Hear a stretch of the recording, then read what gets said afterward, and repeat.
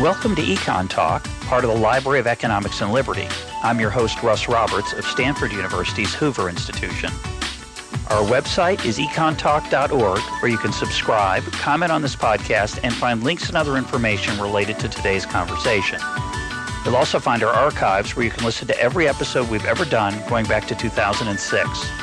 Our email address is mail@econtalk.org. We'd love to hear from you. Today is November 6, 2019, and my guest is journalist and author Joe Posnanski. Joe is probably my favorite sports writer working today, and maybe my favorite writer, period. He is a senior writer for The Athletic, and he blogs at Joe Blogs. His latest book, and the topic for today's episode, which is a little out of the ordinary for Econ Talk, but I think you'll see how it ties in. His latest book is The Life and Afterlife of Harry Houdini. Joe, welcome to Econ Talk. It's great. Thank you. This is a very strange and delightful book. It's strange because it is not really a biography of Houdini. It looks like one, the life of, but it turns out we don't know much about him that's reliable, and I would describe it more as an homage to the idea of Houdini, the impact of Houdini on the world even today. And let's start off with, why did you decide to write a book about somebody who died, I think, in 1926? That's is that right? Yeah. But is still very much alive. Why this style of book? Yeah, well, the why Houdini is certainly the question I get asked the most as a sports writer. But it's it relates a little bit to sports and to sort of what I've always viewed as my career and what I've done. I think that as a sports writer and in other ways, I've always tried to write about wonder. This idea of wonder, this idea of these little explosions in our minds that open up the world a little bit. And whether it's writing about baseball or writing about Bruce Springsteen or writing about moments with my daughters, and I've always felt like there was some connection there. And I really wanted my next book to reflect that, to sort of be a story of wonder, which is how I viewed this. And I was looking for a vehicle, a way to tell that story. And the first thought that actually came to mind was to write about Babe Ruth, to do a biography of Babe Ruth. But it's been done a lot, and I knew there was done well. And done very well, done very well. And there was a major Babe Ruth book coming out by a friend of mine, Jane Levy, and so that wasn't interesting to me. But I started thinking, well, what about Harry Houdini? I mean, here's a guy who, as you mentioned, died in 1926. He was, he was a New York street urchin, basically, who decided to go into magic, failed essentially as a magician, came up with this concept of escape and handcuffs and straitjackets and water torture cells, which, that seems so of its time. And yet here we are 100 years later, and he's still the paragon of magic. He's the person that everybody knows, and I wanted to know why. I really did. So part of my thing that I really enjoyed about the book is to realize how ubiquitous he is today. I'm going to read a very short passage from the book where you say, why do we know anything of this? Why do we know any of this? We're closing in on 100 years since his death, and yet when a thief in Bangkok slips out of his handcuffs and eludes a dozen police officers, what do they call him? Houdini. A baby in Mundering, Australia, continuously escapes a crib to the dismay and panic of her parents, and the newspapers dub her Houdini baby. A dog keeps slipping out of the yard and creating havoc in a neighbor's garden in Melbourne, Florida, and is similarly called Houdini dog. This is unoriginal. Newspapers in San Diego, Des Moines, Rome, Amsterdam, North London also call particularly troublesome pooches Houdini. And you mentioned, I think, either in an article in the book that you have a Google alert on Houdini. What's that led to? It's incredible. I set up that alert probably a day, 2 days into my process. Every single day since then, there's been some Houdini story, and often 25 Houdini stories. And it's about a politician who gets out of a crisis, or a sports team that gets out of a tough loss, and a pitcher that gets out of a bases loaded jam. And he's everywhere in this very, very small way, and to the point where I think he's become not just a word, but he's become a theme, like an idea of what the greatest possible escapes can be. And yet he was just as I write in the book, he was just a vaudeville performer who figured out a way to make a living, and it's so fascinating to me. So let's do a thumbnail sketch of what we do know about him, which I just want to say, after we agreed to do the interview and after I read the book, I asked, 10 people just for fun, young, old, born in America, born outside of America, who's the greatest magician of all time? 8 or 9 of the 10 immediately, without thinking, just said Houdini. Right. Someone born in Israel said David Copperfield. And I thought, well, that's very impressive. That is impressive. And I said, well, how about someone from the past? Oh, Houdini is the first thing. And then I asked them, how did he die? And most of them said, oh, didn't he drown in doing one of his tricks that failed? I said, how old was he? A lot of people said 30, which would have been my guess. I always thought he died young. But tell us actually a brief thumbnail of the arc of his life. Yeah. And some of the deceptions and challenges of trying to decipher the man, given that he's very elusive. He is incredibly elusive, and basically there are no facts about him that seem real. But we know the general arc of his life, and it's so fascinating that you would say that about people, because most people do think he died in the water torture cell, which is how he died in the movie. That was the movie version with Tony Curtis and Janet Leigh, and that's how he died. And so people think that's a fact. But the basics of his life were he would tell people he was born in Appleton, Wisconsin, on April 6, 1874. That was the opening line to the most sort of personal essay he ever wrote about himself. Was I was born in Appleton, Wisconsin, United States, on April 6, 1874, and not one thing in that, including the date, is true. Not one thing is true. He was not born in Appleton. He was born in Budapest and came over when he was 4.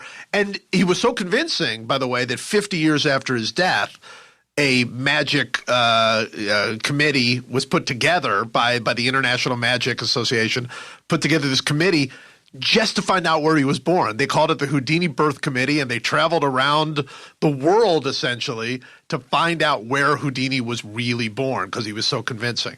He was born in Budapest, came to Appleton when he was 4, and his father was the rabbi of the new synagogue that wasn't even built yet. They were still meeting in houses and in local churches where they let him in. He was fired shortly after that and never really held another steady job in his life. He tried to be a rabbi in Milwaukee and New York and couldn't make it. So very, very poor. When he was 12, he ran away from home to try to Houdini did, yeah, not his father. Yeah. Houdini ran away from home to try to make a living and send money back home. At 14, moved to New York, went to work for a neckwear factory, and first came up with this notion of being a magician. And I think a lot of people know he had read the autobiography of the father of magic, Robert Houdin, and so fell in love with it that he called himself Houdini by adding an I to the end of the Houdin, the last name. He thought it was pronounced Houdin. He and a friend became the Houdini brothers, and for the next 7 or 8 years, he scuffled around trying to make a living as a magician, tried to make it as a comedian, as a singer, as an actor, anything to be on the stage, and was having no luck at all, was ready to give up magic, was just about at the brink. He put out a catalog where he offered all of his secrets for a price, all of them, every one. My favorite breaking the code of the magician. Exactly. My favorite one of those was, because he said specific tricks. He would teach you the needles trick for $1.50. He would teach you how to escape from a box for $10. But my favorite line in there, and the one that sort of shows the depth of his despair, was he offered all I've ever learned about handcuffs, chains, and escape, price on demand. Like he didn't even know what it was worth in his mind. It was just price on demand. Nobody wanted any of his secrets. Not one person responded. And he was at the brink of giving up when he ran into, in the luckiest break of his career, ran into a guy named Martin Beck, who is, now there's still the Martin Beck Theater in New York. He, at the time, ran the Orpheum circuit of vaudeville. He he liked what he saw a little bit with Houdini, called him to dinner, him and Bess at dinner, and he basically told him, quit. Bess is his wife. Bess is his wife, yes. Beck basically told Houdini and Bess, give up the magic. You're no good at it. Just I just want to interrupt you for a sec. In the course of writing the book, you talked to some of the greatest living magicians, if not all of them, both what I would call big stage magicians like David Copperfield and sleight of hand people like Joshua Jay. Yes. Anyone interested can go on the internet and look up Joshua Jay or Ricky Jay, who you talk about is a brilliant card people. So big and small. A lot of them are, I would say, tormented by Houdini. Yes. Because almost all of them were touched by him in some way in their career path, don't know much about him, inevitably, because of what we're talking about now, and think he wasn't a very good magician, which is hard for them to cope with. Let me put it this way. You mentioned Joshua Jay, who is you should look him up on YouTube, he's a genius. You can go to New York and see his amazing show, Six Impossible Things. He's extraordinary. But I just did an event with Josh, and which was wonderful. And he's become a very good friend, and we were talking about this very thing. Somebody was saying, because it's a consensus that as a magician, when you're talking about card magic or state magic or illusion or any of these things, that Houdini was lacking, that he was not very good, second rate at all of these things. Yeah. And Josh put it in a way that I've never heard. I asked him if he'd ever said that before. He said, no, I thought of it on the spot. He said it would be like in 100 years from now, somebody said, who was the greatest musician of 2019? And it was a wild consensus that it was Miley Cyrus. Yeah. Essentially the greatest guitarist, the greatest singer, the greatest everything, because that's how people view Houdini. So at this point, go back to the bio, at this point he's struggling and scuffling, gets this break, and becomes a phenomenon as an escape artist. Yes, almost immediately. And it was after Martin Beck said that. He said, do the escape. That's what you're good at. And he does that for a while, and then he has to take it up a notch. Yeah. And we're going to talk later about why. But he takes it up a notch, and he starts appearing to at least put his life in danger, escaping from sealed milk cans and the water torture cells and jumping into rivers, hanging upside down, 5 stories above the ground. He had to add the threat of death to the act. And by then he's already world famous, but as I'm sure we'll discuss, it was never enough, and he had to just keep going higher and higher and higher. Yeah, we're going to talk about that, tied into Adam Smith, of course, as listeners will not be surprised to discover. Of course. How does he die? He does not die in the water torture cell, as you know. He died essentially of peritonitis, which was he had his appendix removed. He had a very, very bad case of appendicitis, and by the time his appendix was removed, the poison had already leaked into his body, and he died 5 days after his appendix was removed. The big issue and the big question is, how did he get appendicitis? And either he got appendicitis and ignored it for a little while before what is now many people know is the famous punch to the stomach, or the punch to the stomach itself caused appendicitis, and nobody knows for sure. But essentially, he was in Montreal and he was doing an interview with some college reporters, and this guy came in and said, Mr. Houdini, I've heard that you challenge anybody. You can handle a punch to the stomach. Anybody can punch you and it will have no effect on you. And Houdini was already in pain. He'd broken his ankle doing the water torture cell. He was old. Everybody, he was 52 when he died. And most people do think he was much younger than that. But he was still performing and still at his height of fame. And he said he didn't want to talk about the punch to the stomach. Nobody knows for sure if he ever really did challenge anybody to punch him in the stomach. It seems a silly thing, but Houdini challenged people to do all kinds of silly things. So nobody really knows. But he did accept the challenge eventually. But while he was getting up from the couch and before he was ready, the student punched him in the stomach as many as 10 times. And before Houdini finally held up his hand and said, "That will do." And then he fell back into the couch, ended the interview, not abruptly, but said, "Okay, I need to go." And he was in agonizing pain, but he refused to go to the hospital. So it's hard to understand why that sequence of life events is 100 years later, almost 100 years later, still talked about. And, of course, the other part of your book, which we probably won't talk about so much, but there's a non-trivial number of people in the world alive today who are not just, "Oh, yeah, it's an interesting guy." Yeah. They're obsessed with him. And have their lives changed by him. Yeah. So this is really unusual. Now, one way to think about this, and I don't think it's correct, but it's interesting. We had Chuck Klosterman on this program talking about his book, But What If We're Wrong? And in that book, there's a chapter which we discussed, which is, how is it that when you ask people what's the great American novel, it's Moby Dick? Right. That wasn't true in 1910, say, I'm guessing. But there were points in America. It wasn't until there was a certain point where that became the answer. What's the most famous or greatest painting of all time? The Mona Lisa. Really? Yeah. In 1850, that was not true. Right. And then he spends a fascinating amount of time wondering who will be considered. He doesn't list Myra Siley. Who will be considered the greatest rock and roll star? Right. When it's a short era, the rock and roll era. Who will it be? Is it Chuck Berry? Is it Bob Dylan? Is it who will be the person that people fixate on? And you could argue, and I think it's false in this case, but you could argue that. One more. Sorry.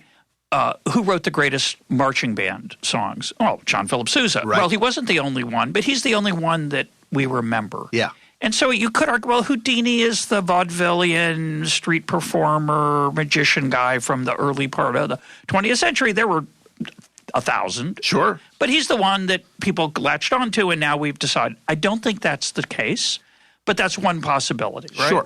Sure. But there are other answers. What would you say if you had to answer that question? Why is his fame, mystique so lasting? Yeah, and it's a great question, and I love the Klosterman book and that chapter, and totally buy into it. But one thing that is so interesting about him being so famous is there have been other incredibly famous magicians since his time. Correct. Right? And that's what's, because somebody mentions David Copperfield. There's never been a magician who's had the success of David Copperfield. I mean, David Copperfield's a billionaire. David Copperfield owns islands. I mean, he's been seen by more people and paid by more than any magician ever. And then there are all these others, David Blaine and Penn and Teller, who are incredibly famous and incredibly popular. And yet Houdini, even them. And then, of course, all of the people between, in his time, there was a guy, Howard Thurston, who was considerably more popular than Houdini as a magician. Pretty confident there isn't a single listener to this episode who could have named Howard Thurston. Yeah. That's right. And yet, in his time, he was the magician. And so I think there's something more. And what I believe is I believe it's a wide series of events and breaks and things. But I think the key is I don't think anybody has ever been as devoted to being famous as Harry Houdini was. I think he wanted to be immortal and spent all of his life and all of his money and all of his time to make that happen. And his devotion to himself and to his fame and to his lasting memory it's odd and inspiring and not particularly likable. Yeah, and there are lots of things about it. Yeah, it reminds me a little bit of Ted Williams, who allegedly said when he was a young kid, I want to walk down the street, right. And when people see me, they go, there goes the greatest hitter who ever lived. Right. And you could argue it's not open and shut, but you can actually make the case when you look at his Lost Warriors, he's in the top 5. Oh, yeah. And if not number 1 or 2. 3 at worst. Right. So he had a dream. He pursued it relentlessly. He was not a very likable person, actually, like right. Houdini. He had right. some trouble with his family. And yet there must have been dozens, thousands of other young men who wanted that vision and didn't make it. So it's not enough to wish that it's true. No, that's right. And it's really interesting. Because Ted Williams is a wonderful comparison in that desire to sort of reach this level of immortality that nobody else has. But and the other thing I would add is that both men in a time before the internet, before cable TV, somehow managed to be world famous in an incredible way. That's exactly right. And we tend to think of celebrity as this modern thing. It's not. No.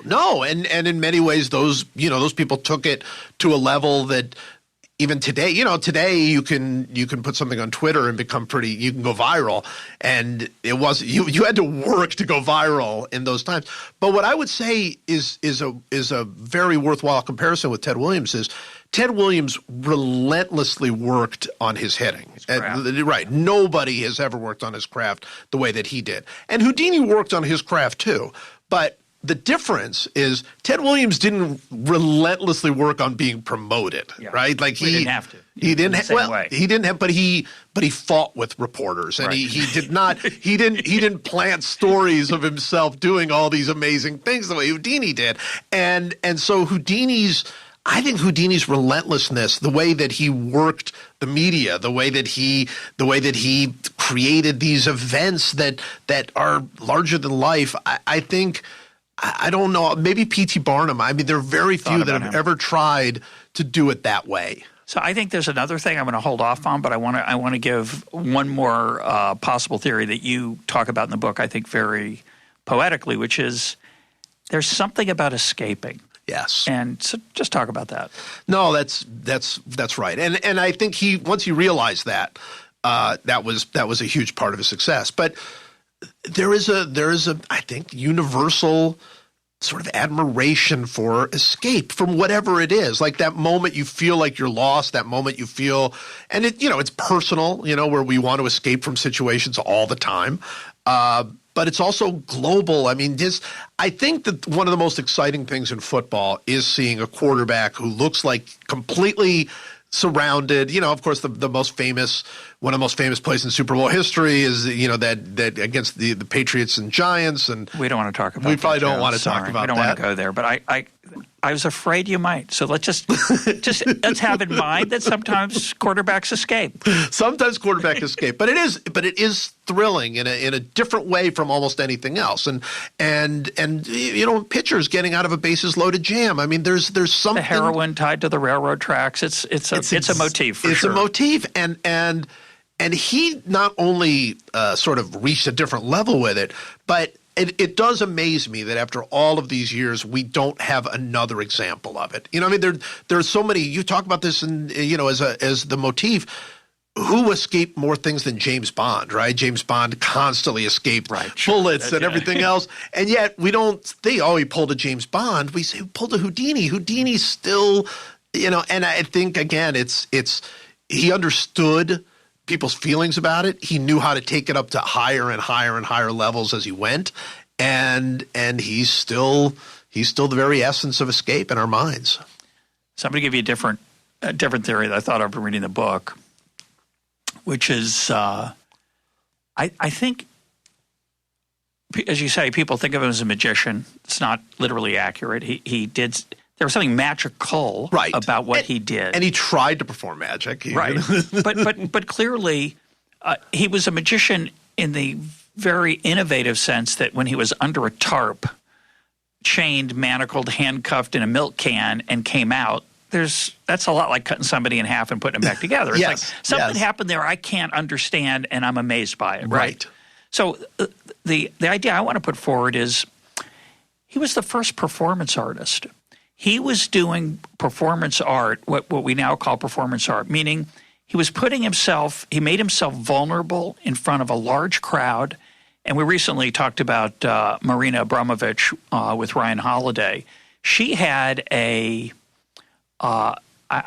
forgotten the details, but she gave a stranger a loaded gun and let that stranger point it at her. And that's so Houdini-esque, right? It's like everyone in the audience thinks, at least, that this could end in death. Obviously, it's part of the appeal of NASCAR, of car racing, but death-defying somehow, and I don't think it's so, in my mind, it's not so much escape as it is death-defying. Our mortality is so haunts us, and to see someone come face to face with it and get away is exhilarating in a way. No, you're absolutely right. You know, part of this book, I took my daughters and my wife to see a show where someone was escaping from a water torture cell, and it was a different. Explain what that is, by the way, for people who don't know. So the water torture cell was a complete Houdini invention, and it's just it's actually much smaller than you would think it is, but it's a box where he was lifted up upside down by this kind of crane contraption, and then lowered in upside down into this fully loaded water cell, and then it would go all the way down to the point where it locked up on the top, and he would be underwater submerged, and you would see him underwater submerged for a few seconds, 10 seconds, 15 seconds, and he's holding his breath, and he's not moving, he's not doing anything, and then the curtain would drop, and it would be a few minutes, and people would be in the audience freaking out and crying and losing their minds until Houdini showed up, and he would come out completely wet and perfectly healthy and all of that. And the curtain comes down around the box. That's right. Not he isn't backstage where somebody can lift him out. No. The box is covered. Yes, the box is just covered. Right. We exactly. see that no one seems to go near him. That's right. And is he handcuffed inside the box? He is handcuffed inside the box as well. Yeah. Yeah. So he created this thing. So we saw a version of this because people still do it. Several people still do it. So we saw a version of the water torture cell that was much different because the whole thing was exposed. It was you could actually see the person trying to escape, which was not how Houdini did it. But I watched the performance was wonderful and all that. But I watched my daughters and how they were gripping the side of the chair and how scared they were and how the clock is ticking just the way it was with Houdini and you're thinking about how long you can hold your breath and their panic. I mean, absolute panic until the relief when he escapes. And I think that feeling is exactly the same. I don't think that human feeling has not changed at all. So I definitely agree with that. And you point out in the book that many of his escapes were under curtains, tarps, etc. But the straitjacket one, he would writhe around on the stage and he'd watch his agony. And then he had variations where he would come out from under the tarp still manacled, not in the water one, but still manacled, still handcuffed, ask for, say, to have his jacket removed. Yes. So, and the audience is not – this could be a failure. He might not make it. It's similar to the card sleight of hand performer who says, "Is this your card?" And sometimes it's not. Yeah. Or you tend to see the ones where it is, but every once in a while something goes a little bit wrong. And in these cases, again, life and death was on the line, and we don't know exactly how they were done. There's speculation. One of the things I love about your book, and we're not going to spoil this here, is that I'm about 250 – it's about a 300-page book, 250 pages in. You finally tell me something I had already noticed, which is like, come on, how do you do these things? You're very careful not to do that. I am. And I thought, and we won't do it here, but of course, people have speculated. As you point out, you can get on the web and find out all you want to know if you want. Yeah, I thought it was important because this book was as much about wonder and that notion as it is about Houdini, if not more. I didn't want to reveal. And the only thing I do reveal, well, there are two things. One, I offered a theory that I have about what's called the mirror cuffs, which you probably don't want to go too deep into, but it is one of his greatest escapes, and it is one that we still, no matter how far you look, we don't know for sure how he did it. And there are many theories about it, but there's no actual solution to how he did it. So I offer my theory because it might be wrong. And then one other one that I offer a little secret, and it is only because I think it reveals something about Houdini, and doesn't really tell you how he did the trick, but it reveals a little something interesting about Houdini. But yeah, I mean that was really important to me to maintain some of that mystery, because I think that's part of why it's so much harder to inspire wonder today. You know, if somebody does a magical performance on television, you know, you see it on Penn and Teller's Fool Us or on America's Got Talent or whatever, the next day there are 35 YouTube videos explaining exactly how it was done, and you don't have to look at them, but they're there, and it's easy, and it's hard to believe in something, bigger and more magical, especially because quite often these secrets, these behind the scenes, they're disappointing. I mean, you have this big idea in mind of how somebody does a trick, and then you find out, oh, it's just a piece of thread, and it's like that sort of busts the bubble a little bit. So I wanted to be very careful not to do any of that. So let's talk about wonder, and then we'll move on to fame, which I think are the two deep themes of this book. I think it's an incredible insight to realize that people don't want to know. I think there's, in a way, you could say there are two types of people. There are people who say, "How'd you do it? How'd you do it?" And we all have that in us a little bit. Sure. But we also have the idea that, wouldn't it be wonderful? Bad choice of word. Wouldn't it be extraordinary if there's something here that's not explicable? Yeah. That's a fundamental mystery, that this person has somehow the ability to do something that transcends hiding something up his sleeve. Yeah. Right. Yeah. Well, I have a very personal view of this because I have two daughters, and I do magic tricks for them some from time to time. And I have one daughter, my younger one. And you did them before you wrote the book. Even before I wrote the book. But I would say it's picked up since the book. But yeah, I always liked it. I always loved doing little card tricks or little sleights. I'm not good at it, but I was good enough when they were young to be able to fool them. And I did my greatest card trick for them shortly after the book was finished. And my younger daughter, who's now 14, Katie, she was, "How did you do it? How'd you do it?" And she has not stopped just asking me over and over and over again. And you haven't started to tell her. No, and I'm not telling her. I'm not going to tell her. I told her I'm not going to tell her. But my older daughter, who's 18, Elizabeth, as soon as I showed it, she loved it. And she's a pretty cynical, she's a teenager, a high school teenager. She said, "Don't ever tell me how you did it. I love that trick. I want to hold it." And I thought, boy, we all have a little bit of both of those things in there. And so I think it's harder now to feel wonder because we know so much and we can grow so cynical, and it's just it's just a different time, an anxious time, and I just think it's much harder to be able to just say, okay, I want to stop here and feel this. It's just, we're impatient, and it's difficult to do that. But I think it's important. I think it's an important part of our lives to be able to not be cynical and all the time, and sometimes just go, wow, I just want to take that in as a piece of art. Well, one of the things I thought of from your book, and you write about your daughters in other places, the story you just mentioned, I'd read it. In many ways, this is going to sound ridiculous, but in many ways, I think parenting, a huge part of parenting is, for me anyway, was about instilling wonder in my children. Now, for me, it covered a very wide spectrum. I'm religious. For that, so religion was part of that wonder, the mystery of the universe, and using religion as a way to express that. Sports, the miraculous events of sports, the seeming, not just that escape, but the pennant race, the person under pressure who does something unimaginably balletic and elegant and under the toughest circumstances.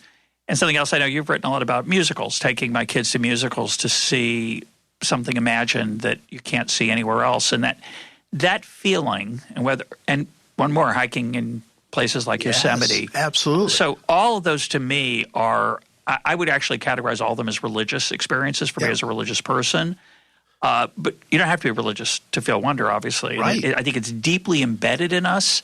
And in many ways, growing older is about the death of wonder. Yeah. And children have it because children can't imagine how you made that penny come from behind their ear. And there's something gloriously beautiful about that. And to retain that sense of wonder as you grow older is I think, a huge part of being a successful adult. So I think you're right. And of course, I've seen it many, many times in sports, but I just had this fascinating little moment. So I'm actually about to write about this. My older daughter, after 17 and a half years or even fully 18 years of caring nothing about sports other than it being the thing that takes dad away, just no interest, has become a passionate Kansas City Chiefs fan to a great extent. Wow. And it's fascinating to watch because it's like watching my own childhood. It's so interesting. But we had this moment, and she doesn't know that much about it. But she's learning all the time, and she fell in love with Patrick Mahomes, the quarterback, and it built into something. He's a magician. He's a magician. He is an absolute magician. But we had this moment, and I loved this so much. We were watching, and they went away to New York to show a highlight, and they showed a running back. They're on the 1 yard line. I don't even remember what team it was. On the 1 yard line, they hand it to the running back. He jumps over the pile to score the touchdown. And it's a play that people who have seen sports, watched football, has seen 1,000 times. But she'd never seen that before. And she said, "Oh my gosh, he just jumped over them. Like, how did he do it?" And it was so great. It was just such a cool feeling of seeing her discover this thing that we've just taken for granted. And we shouldn't. It is extraordinary that you can play football and you can have offensive linemen and defensive linemen smashing into each other and a guy athletic enough to jump over it. Takes flight. It's amazing. And I love that so much. And to me, like those are the moments that I cherish. We've talked on this program about mindfulness, and for me, a lot of what meditation and mindfulness are about is preserving wonder. It's about appreciating the wonder of daily life, which after a while we get jaded. We grow up, we've seen it 1,000 times, doesn't impress us. And what I try to do is, I think I used this example before, when I hear and see the geese flying in formation overhead on a crisp fall day with the sun coming through the leaves, I've seen it 1,000 times. I want to enjoy it as if it were the first time. Absolutely. And I try to. It's not easy. I don't always succeed, mostly fail. But I think it makes life a lot richer if you can tap into that. I think that's right. I've written about this before it's just a silly little thing that I do, but I do it every time. I've been on, as have you, how many flights have we been on in our lives, right? I mean, countless flights. And travel is so wearying, and it's gotten worse, and we all know that. But when I get on the plane and the plane is about to take off, I always look out the window and try to think, what am I seeing? This is a miracle. This is a miracle. It's a miracle every single time. It's magic. Yeah. There's an expression in Hebrew that we say on Saturday morning, Chadesh Yameinu Kekedem, which literally translated means renew. It's often translated as renew our days as of old, which is I think not a great translation, but it's basically saying, and this applies to marriage. It applies to just about everything in life. It's like, remember when you fell in love? When you've been married, I've been married 30 years. I still love my wife. But it's different. Sure. In many ways, it's better than it was when we first met. But I want to hold on to that beginning as well. I think that preciousness of new and the wonder that's there is just, it's an important part of being human. And I don't I'm getting maudlin here and a little bit cliched, but it's so important. I think so too, and honestly, it makes me feel so great to have this conversation about this book because that is the goal of this book. Yeah. The goal is just to think about that kind of stuff, and you're writing about a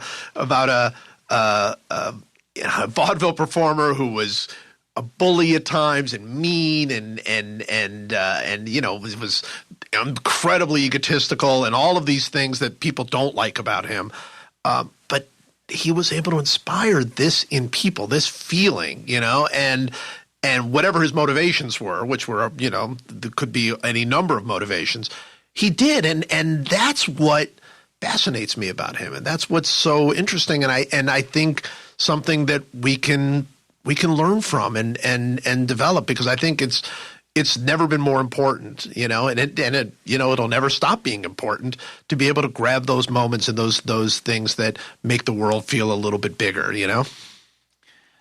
The other, I meant to mention this before, the other street performers performance artists that he reminds me of are Evel Knievel. Yes. And Philip Petit. Now, Evel Knievel, for those who don't know, would jump over big things in Buses, motorcycle. yeah. Canyons. Well, he would try. Yeah. And Philip Petit walked a high wire between the Twin Towers when they stood, tragically a feat that will never be duplicated, of course. There's a glorious documentary about that, which I recommend. But yes. It's kind of Houdini-esque in the sense that they both risked their life, and part of the awe and wonder there was they were watching someone confronting death that way, that they were escaping. And in those two cases, we knew how it was done. He got on a motorcycle, went really fast, and somehow, landed sometimes. And in Petit's case, it was, he's really good at walking on a wire. Right. But we understand that it's different when you're up that far and that high, and the wind and everything else about it. And yet Houdini took that and added, I don't know how he did it, which is even crazier. Yeah, and kept adding and kept finding new chapters. I mean, that was the end of Evel Knievel, right? Is that Evel Knievel was doing all of these things and doing these motorcycles and crashing often enough that you knew there was a chance you were going to watch him break every bone in his body, which we did. And then it was like, okay, well, time's run out on that. What are you going to do now? And that's when I'm going to jump the Snake River Canyon. And everybody thought he was going to do it on a motorcycle. And then he actually ended up some weird craft. And then he didn't make it. And he died, I don't even know what happened. No, he didn't. Yeah, he didn't. Did he die? He didn't die. He didn't make it. And then the parachute came out. And then he was out. And then everybody was like, yeah, all right, that chapter's over. And that's how it goes. But you're right. I mean, he was someone who he thought of himself as a magician, and he did do magic. He made the elephant disappear, and he walked through walls, and he did various things. But what he captured was what a street magician, a street performer, a tightrope walker can do, which is at their very best just lift your spirits in a way that you just go, wow. I mean, I've never seen anything like that. So tell us the Sarah Bernhardt story. Probably the most famous actress of her day. I just saw my grandfather's birth certificate. He was born in 1897 on my father's side. His first name was Bernhardt. Wow. Spelled Burnhardt. He was called Bernie all his life. But I think he was named after Sarah Bernhardt, which is weird. Weird, yes. She was like Houdini, an enormous celebrity. Right. I mean, just and like Houdini, people had many, many, many differing opinions about her. But she was the actress of her day, and many thought she was the greatest actress ever. Many thought she was the worst actress ever. It was very she's a fascinating figure, much forgotten. Which is. Tells you how difficult it is. But in her time, her fame certainly surpassed Houdini's. I mean, and she was enormously famous. And then toward the end of her life, she had her leg amputated. She long had issues with her leg, and she had it amputated. And then Houdini, being Houdini, always looking for headlines, connected with her because she was given an award, and then she was asked to pay for the award, which is very strange. And Houdini saw this and immediately swept in and said, "I will happily pay for this award." And they became friends. And she came to a performance of his, and there's an amazing photo that captures this scene. She comes and she says to Houdini, "Houdini, you are so great.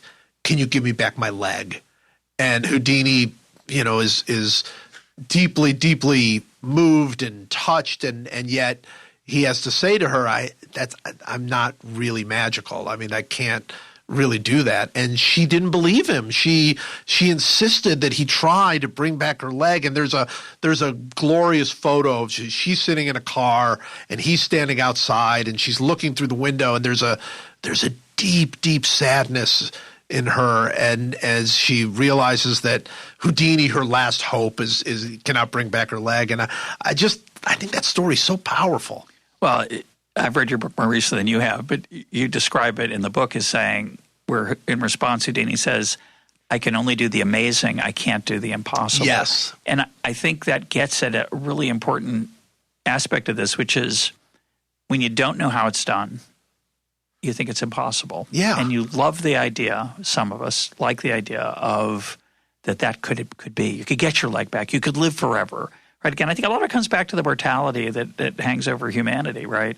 But this idea that miracles are literally miracles, not just the the 1980 Miracle on Ice, which is one of the more wondrous things I've seen. But the true miracles are about things that defy understanding. And we have a piece of us that wants that. And it's that story captures it for me. Yeah, the original title of this book was The Amazing and the Impossible. That was the original title, and then, as you well know, with publishing houses, they were like, "You're really going to write a book about Houdini and not have his name in the title? You're not going to do that." So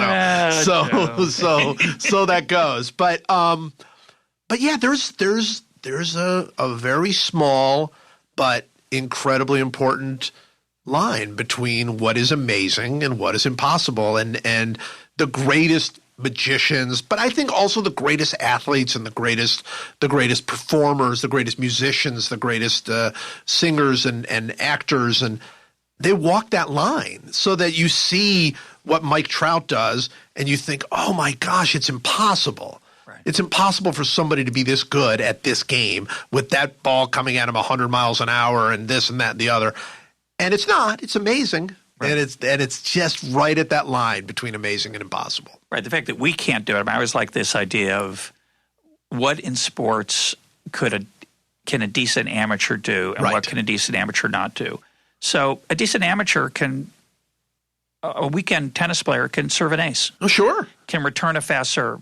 Probably can't touch a Roger Federer serve. Right. Touching it would be an achievement. You might never get it back. Literally, over the net into the court. It's so interesting you bring that specifically up, because in one of my earlier episodes, I'm a tennis player, and one of my earlier episodes when I was trying to do my participant, type journalism, I faced Greg Ruzetsky, who at the time had one of the great serves in the world, and he was taking it easy on me, and I would barely get it back, or I'd slice it, I'd touch it, whatever. And then he hit a serve, and it's indescribable, because there are things that like if somebody hit a 150-mile-an-hour serve, like an Andy Roddick serve, of course it would never get to it. But that's not what he did. He hit a serve that bounced so high, I literally lifted my racket as high as I could go and jumped, and it was probably 4 feet above my racket.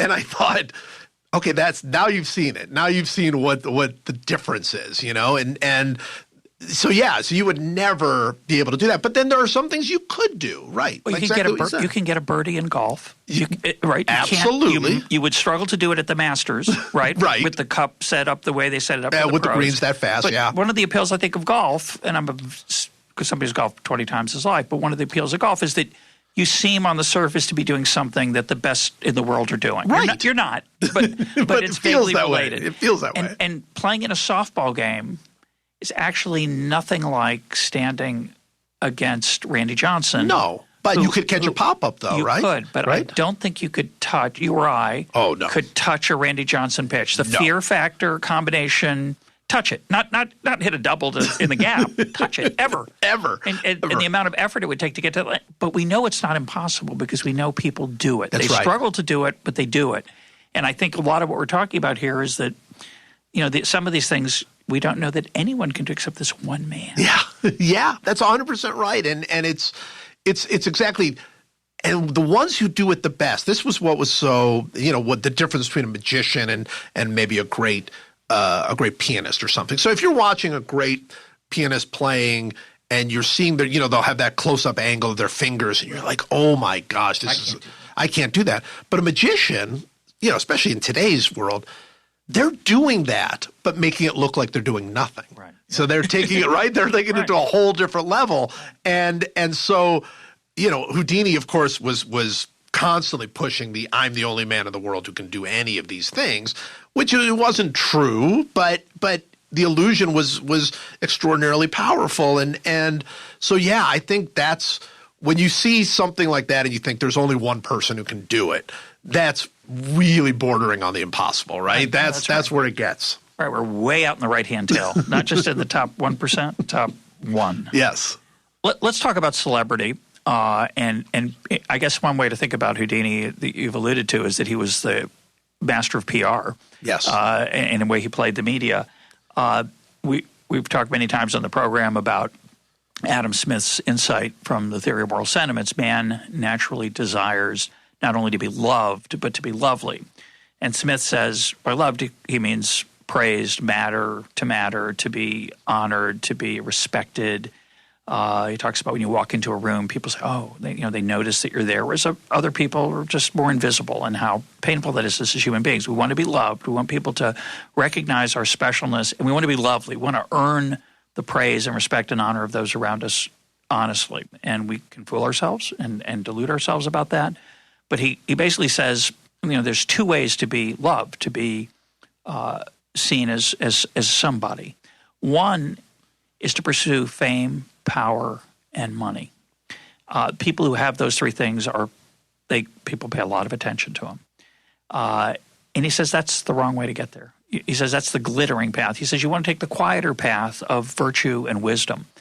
And I think about that a lot. And the quest for fame, particularly in the internet, social media world, the challenges of not succumbing to that. And Smith would argue that he wouldn't necessarily say it this way, but pursuing that glittering path of fame, money, and power is corrosive. You'll do things that you're going to be ashamed of, that are going to demean you. And I saw Houdini as an incredible example of this problem. And you have this wonderful poem by Emily Dickinson that I didn't know. I'm a pretty big Emily Dickinson fan. I love this. It's not called anything. She didn't title her poems, but her poems are often called by their first line. Fame is a bee. It has a song. It has a sting. Too, it has a wing. And I thought, boy, it gives me goosebumps to read the poem, and especially knowing that Emily Dickinson was probably the least famous person in her lifetime for how famous she is now. Yeah. She is the anti-Houdini. She didn't promote herself, died. I think none of her poems were published, I think, at her death. And now is not just, she was a good poet. It still speaks to moderns in an unusual way. So let's talk about that poem and how it applies to Houdini. Fame is a bee. It has a song. It has a sting. Too. It has a wing.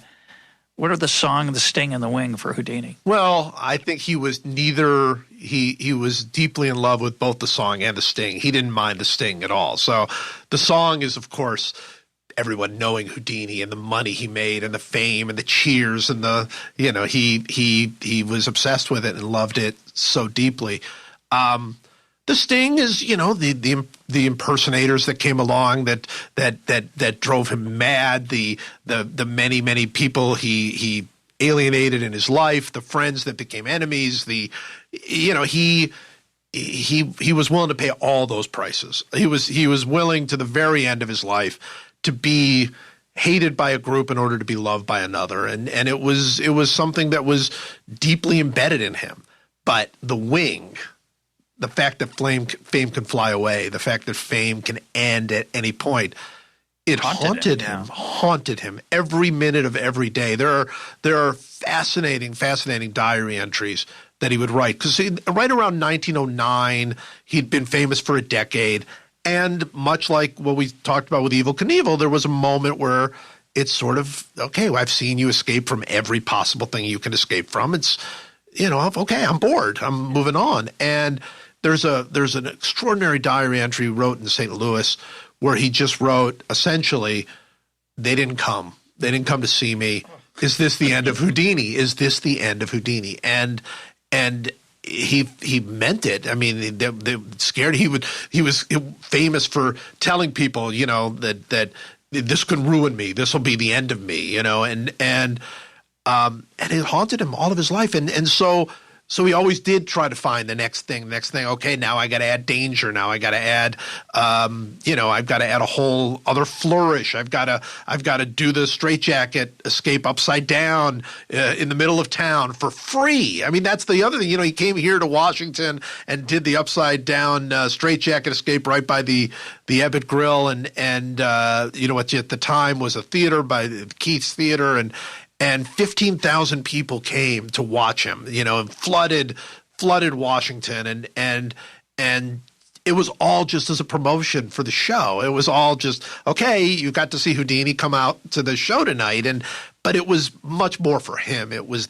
getting that crowd and having everyone see him, and he was desperate to always find that next stage, all the way to the end of his life, where his final stage really was this unmasking of spiritualists and mediums, and it was certainly a devoted cause for him, but it also put him back in the news and gave him headlines again, and it was corrosive. There's no question, and it's why there are people in this book who absolutely cannot stand Houdini. I mean, their voices are here too, and it's because they felt.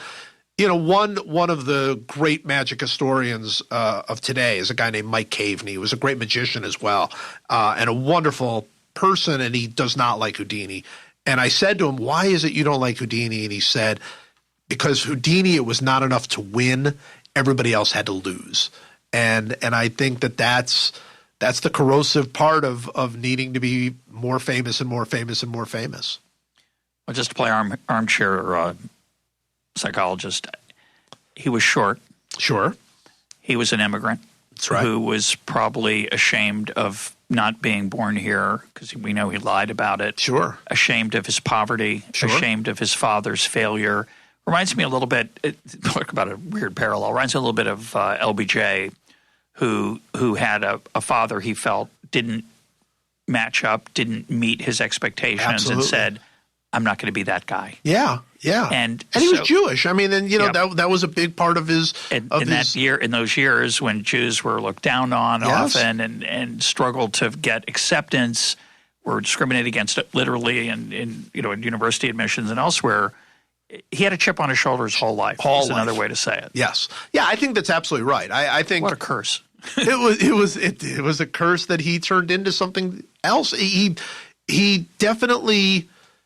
Like, there is a part of, I guess maybe I don't think this is unique to Houdini, but there's a part, I'm not going back. I'm not going to be that guy again. I'm not going to be poor again. I'm not going to be looked down on. Everyone will look at me and they will respect me and they will admire me and they will know my name. And I think it's amazing looking from the outside looking in, where you go, but at some point you're one of the most famous people in the world, right? Enjoy a little bit. You can't. And I think that's precisely the corrosive nature. I think that's specifically what Emily Dickinson is talking about in there, is that at no point does the bee ever stop flying, and you have to endure that. So there's a story I'm sure you know, that when Marilyn Monroe came back from, I think, the Korean War. Yes. Her husband was Joe DiMaggio, and at that time, she was married to some very interesting people. Arthur Miller. Arthur Miller, yeah. Not that many people were married to Joe DiMaggio and Arthur Miller. One.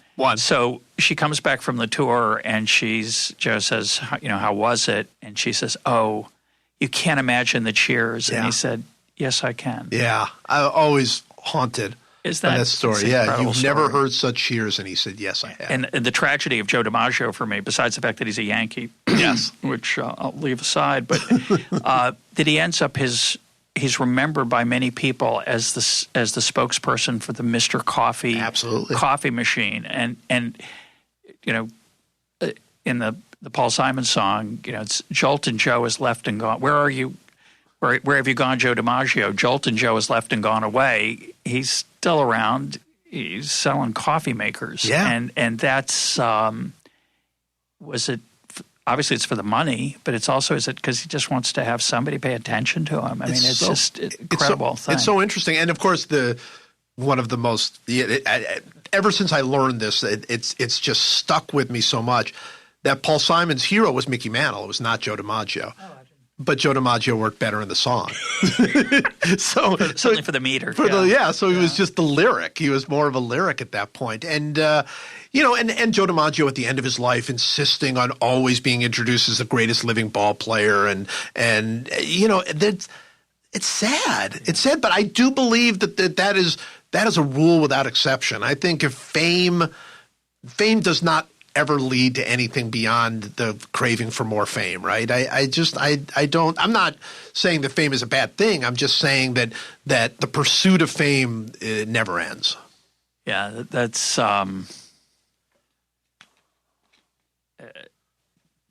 it's again, it's a challenge of life. You're famous, Well, right? You're famous, but you could be more famous, Joe. Yeah. And you could spend a lot more time at it. Yeah. I'm sure you spend a little time at it, but I try to spend as little time at it as possible. Because it is corrosive. I think writing a book's really an interesting experience, as you know, because at first it's all you care about. Right. And you think, I've just got to make sure it gets in this bookstore and it gets this publicity, it gets this article. And it's hard not to resist that siren call. Well, it is. Well, and with a book, it's a very different thing because you've worked so hard on it, and it's so many pretty lonely hours of struggle. And and this book was so much fun because I got to talk to so many people, but it's still hundreds of hours of sitting in my little office, by myself, my girls, wanting to do something, and I've got to, just be sitting there typing and thinking and working and structuring and all these other things. And so when it's over, you want people to read it, and so it is hard to avoid that kind of thing. But I think some of it, it's a theme of this conversation is it's that thirst for immortality. I say this a lot. It's a joke, but it's not really a joke. For most authors that I know, their books are like their children. Yeah. They can't talk about them rationally. They love them beyond reason. Right. They defend them irrationally. Sure. Because it's their offspring, their creation, their child. And both of them have this thing that they are somewhat of a gateway to immortality. There's something you can leave behind. Yeah, I think that's right. I used to always have this dream of being able to walk into a library and say to the librarian, I'm wondering if you have any Fitzgerald, any Dickinson, any Posnansky. That was always I've never done it, but it was always my dream. Yes, I think you want to leave your work behind, especially as a journalist where so much of what you do is gone, immediately. So fleeting. It's fleeting. But of course so are books, and so is, at the end of the day we're I have no – you end up on the remainder table. Exactly. I have no irrational feelings that someday they're going to call my book Moby Dick. I don't feel that way. But, you do work so hard on them and you want them to be seen. You want them to be – and, in a way that's a pursuit of fame. And in another way it's a sort of a way to tell yourself that what you did was worth your time. Yeah, right. No, it's self-justification. I want to read a quote from the screenplay of a recent movie, Yesterday, which have you seen it? I have. I loved it. We're not going to talk about the plot because there's going to be no spoilers here, but there is a agent who talks to a songwriter who's not been successful, and now all of a sudden he's a big deal. And she says to him, you've hit an extraordinary songwriting groove, and you want to be the biggest star in the world. He says, well... She says, yes, is the answer to that question. Well, yes, I guess. Not, well, yes, I guess. Yes, I guess. And then she says, and I just love this is so Smithian, buddy, what I'm offering you is the great and glorious poisoned chalice of money and fame. If you don't want to drink it, which I would understand, go back and have a warm beer in Little Bonnie, England. If you do want to drink it, I need to hear you say, Deborah, I'm so thirsty. Give me the goddamn chalice. So which is it? And he says, I'll take the chalice.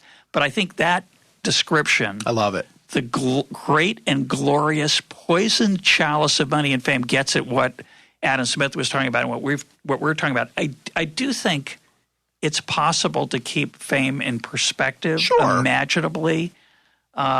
But it's not our nature, and you have to fight against it. I think the ones that do, the people that you see, the famous actors and musicians and performers and scientists and economists and all this who achieve. I'm glad you put two different categories, scientists and economists. Yes, I want the economists. I want separate. Good. Yes, I knew that. No, but there are the people that do handle fame well.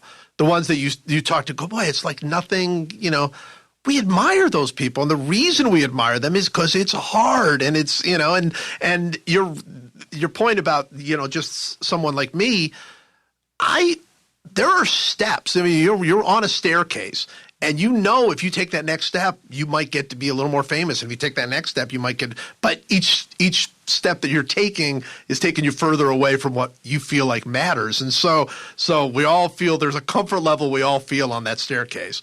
And I think Houdini had to get to the top of the staircase, whatever that was. And, of course, it doesn't have a top, right? It's a never-ending staircase. Jacob's ladder. Yeah, it's Jacob's ladder, exactly. Yeah, different kind of ladder anyway. Reminds me what did you say that again, what you just said? What was that about? Oh, you're on the staircase. Yeah. You're if you're not careful, you're getting further and further.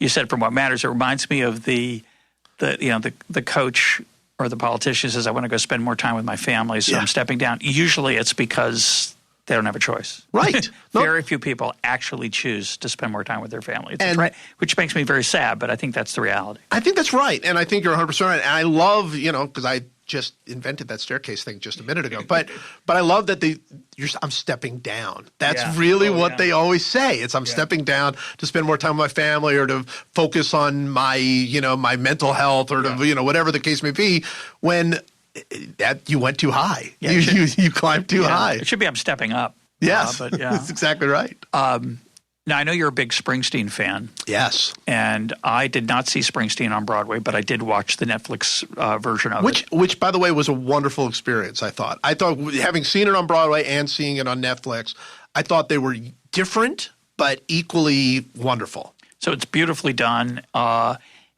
He appears to have we don't know if it's acting or not, but he's reflective. Yes. About fame in that show in a way that's very powerful. I think it's what makes it a great experience rather than just it's fun to watch him play acoustic versions of some of his great songs. But I think what makes it special is that his self-reflection about his childhood, his parents, his father, his desire to please his father, his need for his father's love. It's a very intense again, vulnerable exposure, which is part of what, again, a great, I think performance is often what makes it wondrous and so moving. And in his book, which I did not read, but my brother did and told me, it's also, I understand, very honest, or at least appearing to be. Yes. And maybe you have to live long enough to put fame in perspective, and those who die young, which of course many do because they flew too high, or destroy themselves in other ways besides death, just never get that chance. Right. Well, I think the book is very similar to the Broadway show. I mean, there's a lot from the book in the show, so that's very similar. He just recently put out a movie called Western Skies, which I saw and loved. He is definitely at a stage where I think he always did try, in a way that I think is a little bit, unusual, to keep it in perspective, to think about what matters. When he had his first big, huge bits of fame, he felt very uncomfortable with it and didn't like it and rebelled against it to a great extent, and then had a later moment where he tried to sort of embrace the fame and didn't find happiness doing that. So he's lived a fascinating life and a very public life, and now he's because he's Bruce Springsteen and because he has this incredible fan base, he has the option, and he's taken the option to sort of speak to those people, all of us, in an honest way about the regrets he has and the feelings of fame and what that was like and how he got here and what it was that created him. And it's a gift, but it's a gift that a lot of people have that opportunity. It's fascinating that he's taking that opportunity. Yeah, I agree. I'm thinking about what motivates artists, and my brother, I'm a big Springsteen fan. You're bigger than I am. My brother's much bigger than I am. Probably bigger than I am too, yeah. But meaning he's seen him maybe 20 times. Sure. I've seen him 3 times, I think. 3 times. 2 or 3 times. But my brother likes to point out that Springsteen is one of the rare artists, and I would put Mark Knopfler as the other one I could think of, who at the age of 50, 60, and 70 is still putting out solo albums of new material. Yes. There are artists who put out new albums that are compilations, live performances, and first of all, it takes a tremendous amount of skill to do that, but Billy Joel had a great moment of honesty. He's somebody who I think is underrated, incredibly talented songwriter, performer, who has not put out a new record in decades. Right. and very few put anything out after the age of 40. It's kind of incredible in the pop world. And somebody asked him, well, why aren't you putting out new records? And he said, well, the last one I put out, nobody bought it. And he wasn't interested in expressing himself, right, which is what is the ideal of the artist, if it wasn't going to be enjoyed by somebody other than himself. Yeah. Now, he maybe still writes his own songs for fun. I doubt it. But what's interesting to me about Springsteen, it's interesting to me about Dylan, and you can see Dylan's confronting his own, not literally, but you can. It's revealed in the Scorsese documentary No Direction Home, which is an extraordinary piece of filmmaking. Yes. His unease with fame and his part of his, I think, going electric was an attempt to really put his finger in the eye of his fan base and say, not only do I not care what you think, I'm going to enjoy not caring that you don't like it. Yeah. And I just think that's an interesting tension, and I don't have anything more to say about it, but what do you? No, I think that's all right. And I think there are people who have rebelled hard against fame, like Dylan. But Dylan continued to put out music, right, and continues to this day to put out music.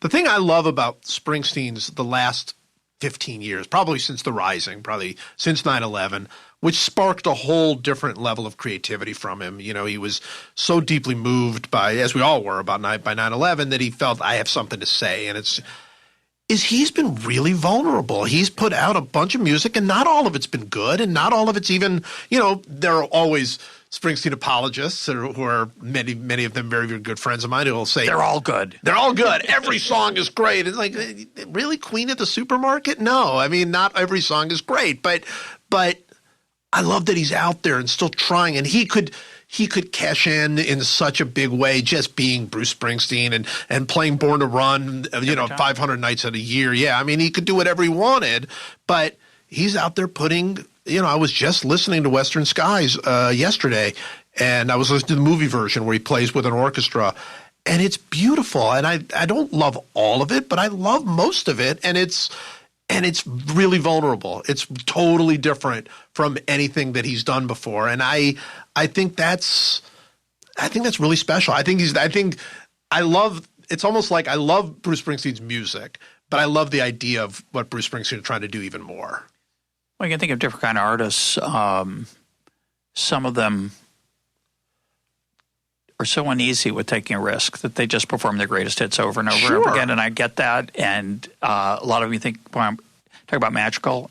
I'm glad they're alive. And it's hard to believe that Mick Jagger's alive. Exactly. And others.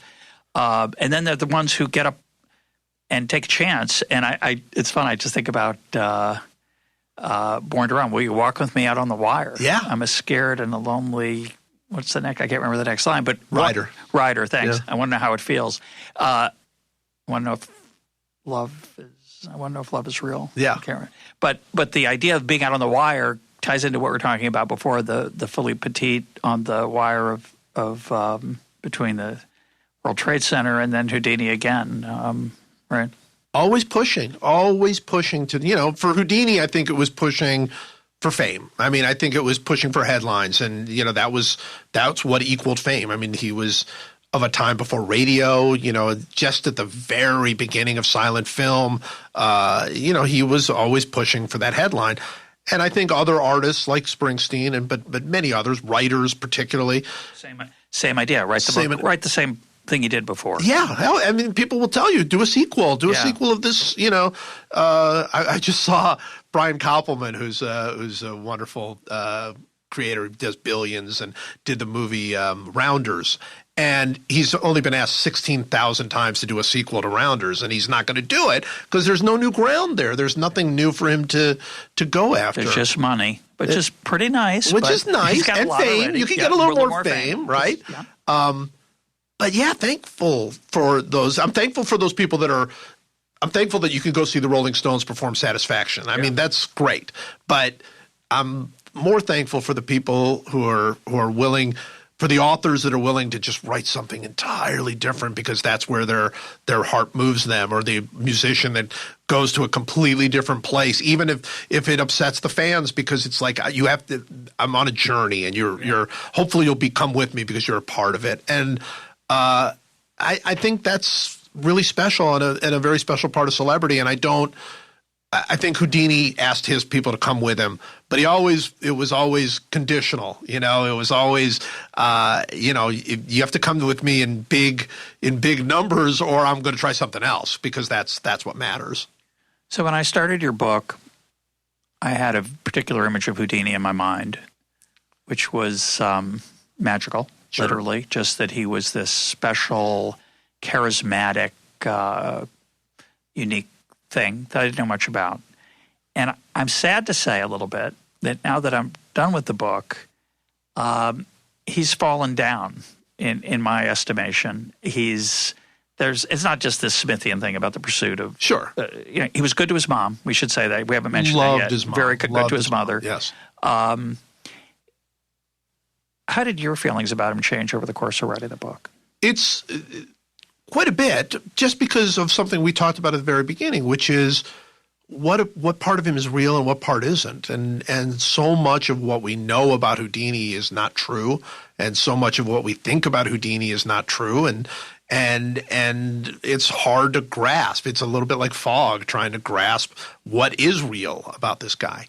And there are many, I should say, because I feel like it's so easy to push the other side, many really likable qualities about Houdini. I mean, I don't think you become that successful and famous without having these really likable qualities. He was devoted to his mother. He loved kids. He really, for someone who chased fame and money, he didn't care about money. He was The scorekeeper for him, probably. Right. No creature comforts. He spent all of his money on magic books, and he was devoted to the art of magic, to the point where he kept trying to find old magicians and learn from them and make them, he would after magicians had died, he would spend his money to make their grave sites special. And he was devoted to a lot of really interesting and even he was likable in so many different ways.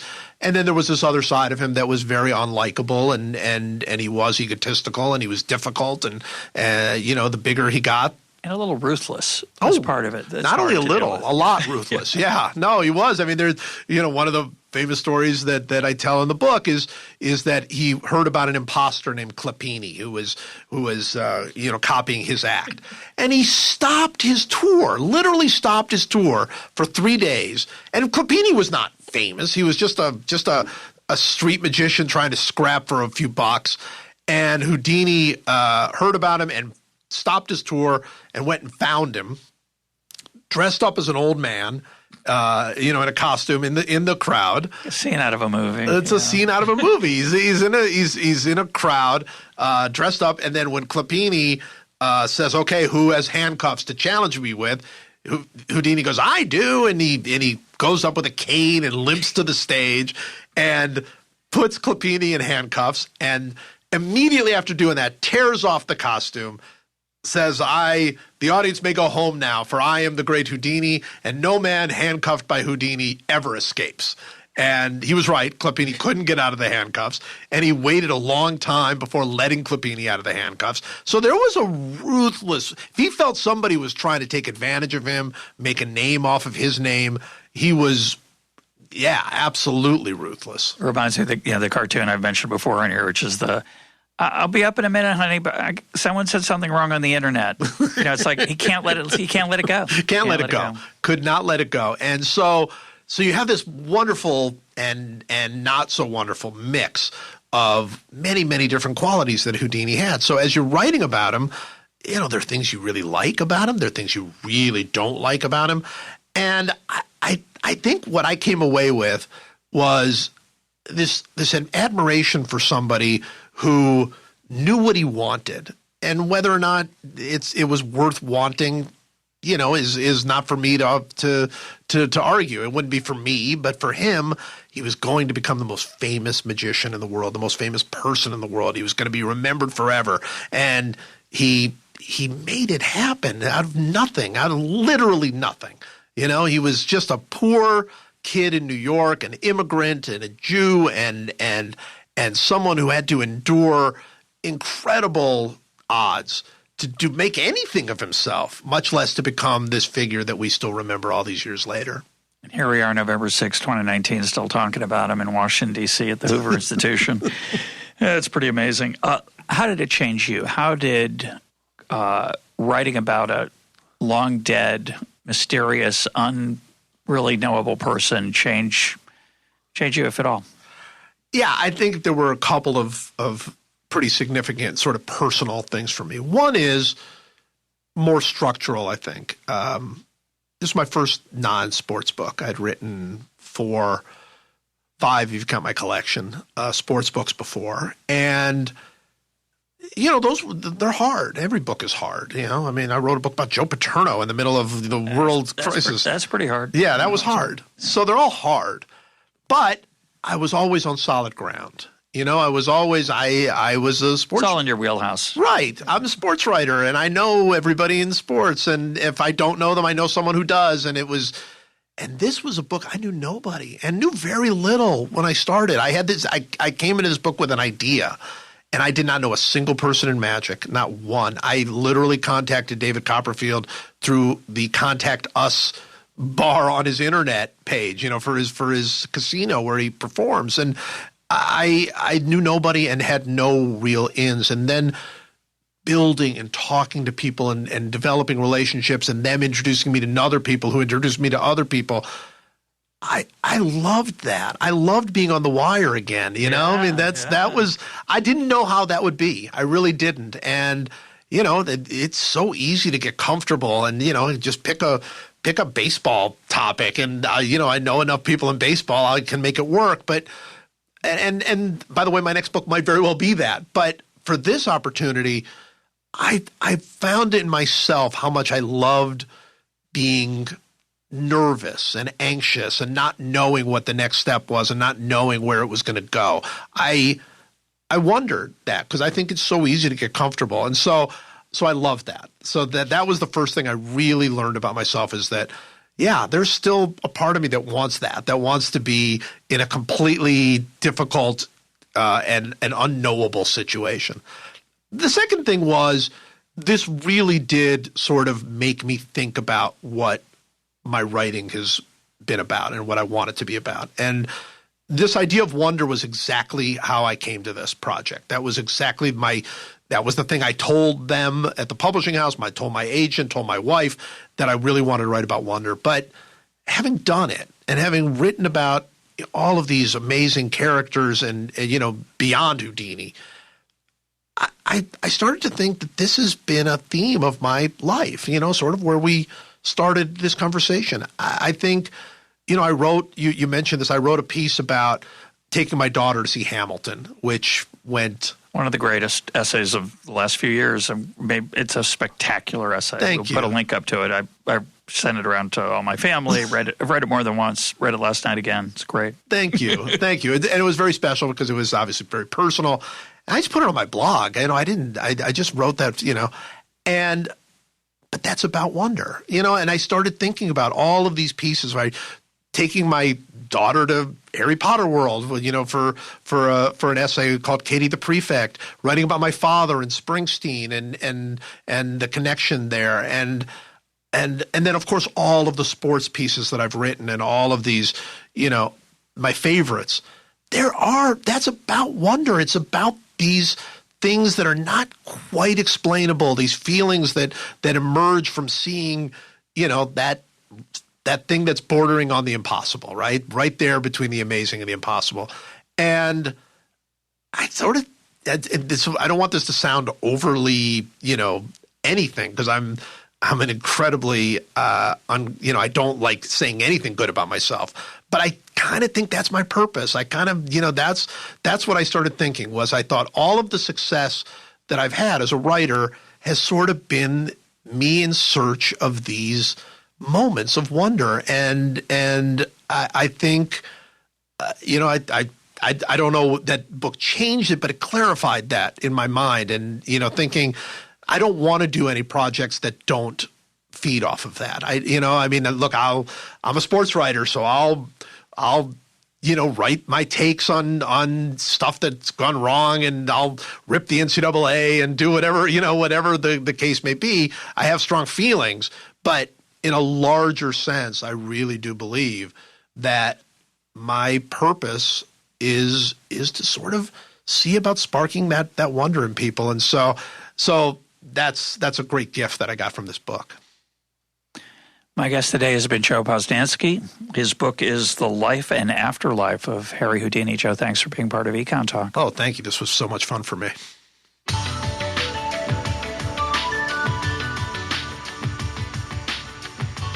This is EconTalk, part of the Library of Economics and Liberty. For more EconTalk, go to econtalk.org, where you can also comment on today's podcast and find links and readings related to today's conversation. The sound engineer for EconTalk is Rich Goyette. I'm your host, Russ Roberts. Thanks for listening. Talk to you on Monday.